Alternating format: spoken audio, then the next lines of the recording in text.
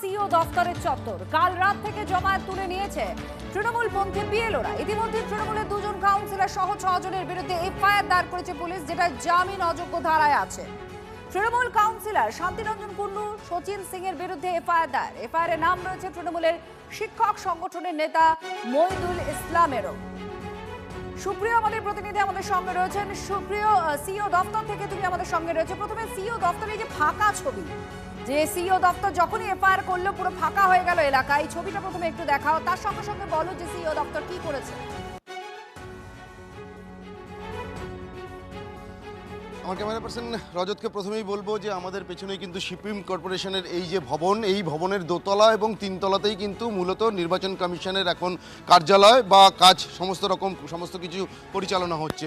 আর এই shipping corporation বিল্ডিংয়ের সামনের এই যে স্ট্যান্ড রোডের ডান দিকের ছবিটা আমার ক্যামেরা পার্সন রজত দেখাচ্ছে, একেবারে 100 মিটারেরও বেশি দূরত্ব পর্যন্ত যেখানে শেষ গার্ডরেল রয়েছে, সেই গার্ডরেল পর্যন্ত কিন্তু 163 বিএনএস অর্থাৎ পুরনো 144 জারি করা রয়েছে। অর্থাৎ এই এলাকার মধ্যে কোনো রকম কোনো জমায়েত করা যাবে না। এবং গতকাল রাতের যে কড়া নির্দেশ বা কড়া বার্তা সিও দপ্তরের তরফ থেকে দেওয়া হয়েছে, তারপর থেকে কিন্তু যেটা দেখা যাচ্ছে যে গত 2 থেকে 3 দিন ধরে আমরা এই সিও দপ্তরের বাইরের বিভিন্ন জায়গাতে যে দফায় দফায় উত্তেজনা, জমায়েত, এমনকি বিজেপি তৃণমূল দুপক্ষের সংঘর্ষের মতন ঘটনা ঘটেছিল, সে ধরনের কোনো রাজনৈতিক দলের কোনো জমায়েতই কিন্তু নেই। গতকাল সন্ধ্যা পর্যন্ত আমরা শিক্ষক সংগঠনের নেতা তৃণমূলের মইদুল ইসলামের নেতৃত্বে যে জমায়েত দেখছিলাম, সেই জমায়েতও কিন্তু নেই। অন্যদিকে অপর দিকে অর্থাৎ বাবুঘাটের দিকের যে রাস্তার ছবিটা দেখাচ্ছে আমার ক্যামেরা পার্সন, সেদিকেও কিন্তু ঠিক একইভাবে 100 মিটারেরও বেশি দূরত্ব পর্যন্ত গত মঙ্গলবার রাতের পরে যে 163 বিএনএস এর যে এলাকা বাড়ানো হয়েছে, একেবারে ঠিক সেই সীমানা পর্যন্ত কিন্তু গার্ডরেল দিয়ে ব্যারিকেড করে দেওয়া হয়েছে।